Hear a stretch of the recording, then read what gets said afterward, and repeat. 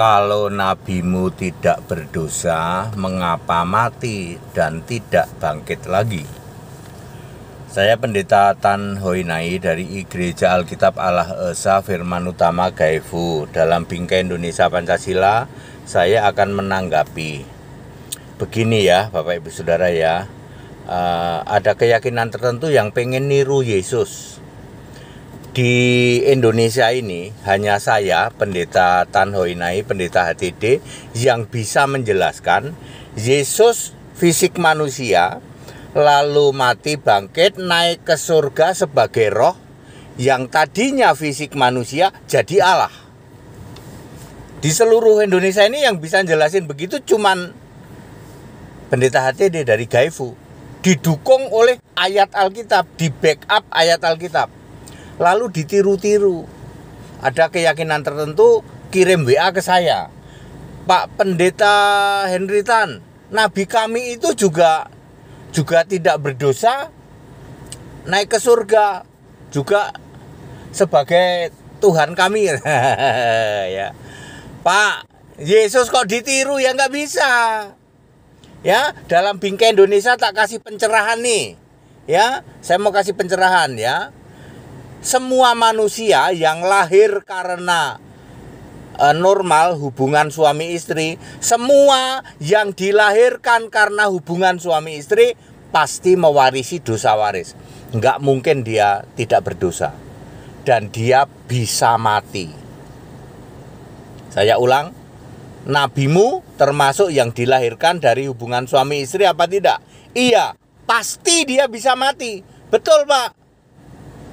Ya, karena mewarisi dosa waris ya. Roma 5 ayat 12 dan 14. Sekaliannya ya, udah dosa waris iya, dosa perbuatan iya. Ya, Roma 3 ayat 12 dan 23 ya. Tidak ada orang yang berbuat baik ya. Seperti itu, semuanya sudah menyimpang, sudah berdosa. Maka dari itu siapapun kita ya, tidak ada Pak orang suci, nggak ada. Kita ini semua berdosa, semua bisa mati dan nggak bisa bangkit. Malah ada yang minta didoain segala. Kalau Yesus nggak berlaku begitu Pak, enggak.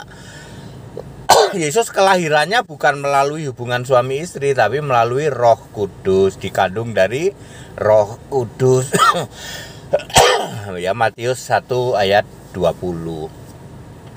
Ya, mati bisa bangkit sendiri, bisa.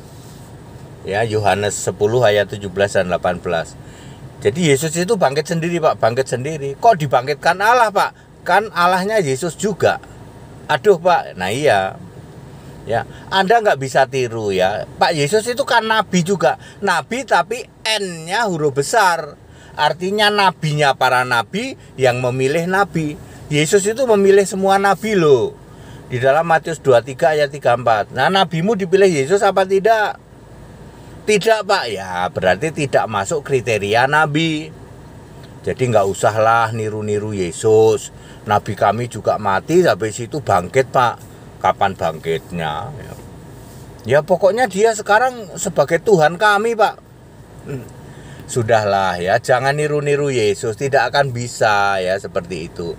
Jadi saya memberi pencerahan ya, nabimu bukan orang suci, dia bisa mati toh, bisa mati mewarisi dosa waris. Terus sekarang bangkit enggak Pak? Ya iya makanya ya, apakah Anda jadikan Tuhan, Anda jadikan Allah kamu? Ya enggak Pak, iya diketawain nanti ya, seperti itu ya. Tidak bisa Pak, Yesus tidak seperti yang Anda bandingkan dengan manusia biasa, enggak ya.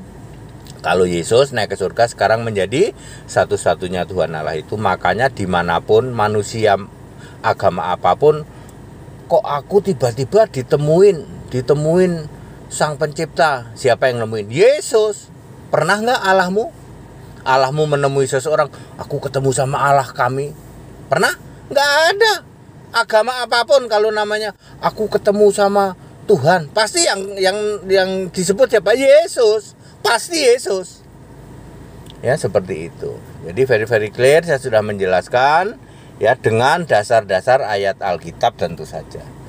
Ya, back to the scripture ya, kita Indonesia, kita Pancasila, toleransi, saling menghargai, saling menghormati. Segala hormat kemuliaan Yesus Kristus, satu-satunya Allah yang benar. Haleluya. Amin.